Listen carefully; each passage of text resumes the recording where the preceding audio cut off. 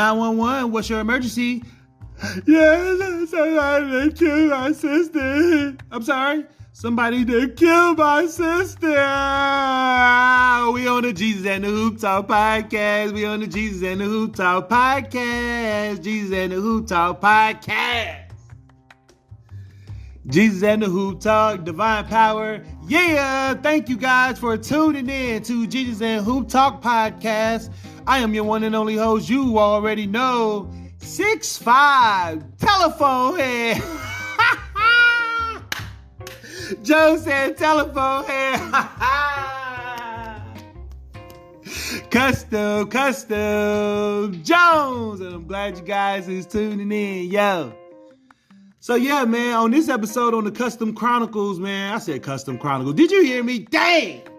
On the Family Chronicles, man, this story takes place about in early 90s, single mom, 3 kids. And when you're a single mom, 3 kids, well, raising kids in general is hard, but raising three kids is like extremely tough.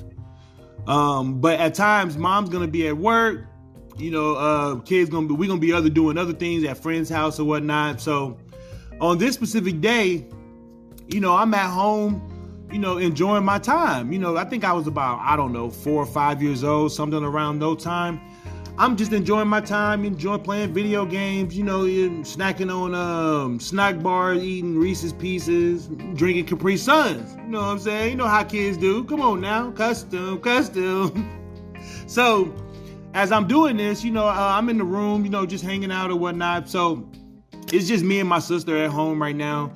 She's in the other room, and I'm like, all right. So I got a little, a quick question to go ask her. So I put my Reese's down or whatnot. I get up and walk over there just to see what she up to or whatnot. So as I open the door, now I'm like 4 or 5 years old, I believe, somewhere around there.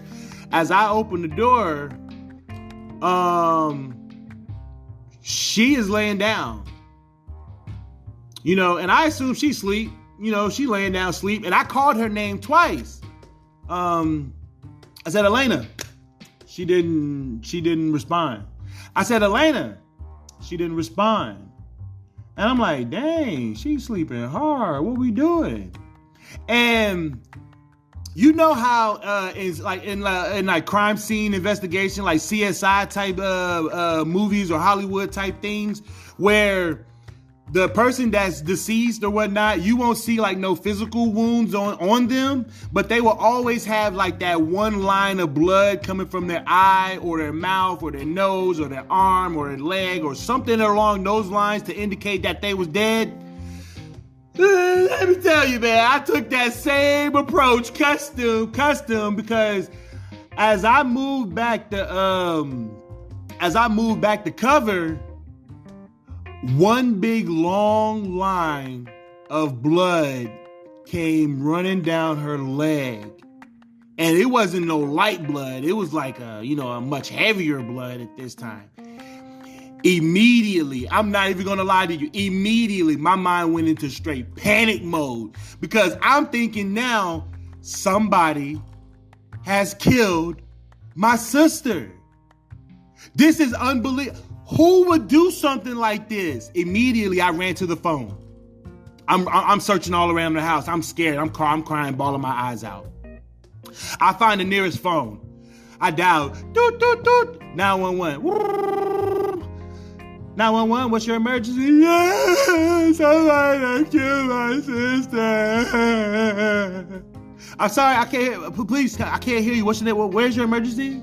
Somebody killed my sister. Excuse me, where are you located at such and such address? Stay right there. How do you know she's dead?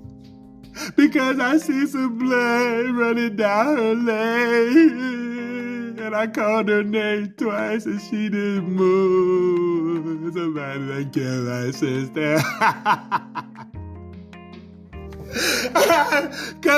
Custom. So she on the phone trying to figure out. So she tells me, don't move. Please stay where you at. Stay where you at. Don't move. Do not touch her. Just stay where you at until we can get police around there. So now mind you, this is mid-90s. This is no Tupac, Biggie area. Stuff is going crazy. Gangs is going up. It ain't like it is now, but we still had a little respect back then. but it's still going crazy now. So at this point, you know, they coming with the full force, just like you would expect in anybody. I mean, think about it. If a little kid around 4 or 5 years old calling 911 saying, hey, my sister is dead in the bed, you're not just going to send one officer. You're going to send at least 2-3 people, because if there's a murder around here, hey, we got to get a hold of this situation very quickly before stuff get out of hand. Hey, custom. So they show up now, and they see me, and they come out, guns drawn. I feel somewhat safe now, because I'm like, man, the police is here. They about to, okay, make sure like at least the guy or the perpetrator is still not in the building or in the house or whatnot. I wasn't even thinking, but so they go inside the room, you know, guns drawn or whatnot, and you know, finally they go in the room for about, I don't know, 30 or 40 seconds or whatnot, and then they come out, you know, they talking to my sister or whatnot, and I'm thinking in my mindset, I'm thinking, who killed my sister? 4 or 5 years old. I am ready to go handle. Next thing you know, after they come out, the police officers come out first, and then my sister comes out behind them. And I'm thinking in my life, in my mind, when I see my sister, like, oh my gosh, you mean to tell me that I could call 911 and they come to somebody's house and revive them on the spot? Custom. I think we need to build a police station in every neighborhood immediately, starting now. I want to get every single household a specific officer that can revive people on the spot when they are dead. This is before I knew the Lord. Forget what you talking about. So this is what I'm thinking in my head, and the next thing you know, the police. I'm like, what is going on? Why are y'all? What is? Somebody explain something to me. They was like, son, she will be okay. Your sister is perfectly fine. And next thing you know, they walked out. The ambulance left. My mom was notified. My dad was notified. You know, everybody came out. I remember seeing everybody coming out their apartments and whatnot. And I just remember just being in complete awe. And I didn't know what was going on. And finally, when my mom come home, she had to explain to me, you know, how the female reproductive system works. But when I tell you I got a thorough understanding,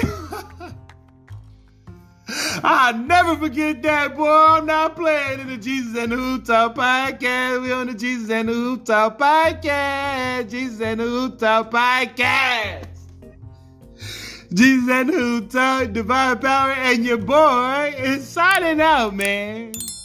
I'm out. I said I'm out. Did you hear me? Man, I'm out.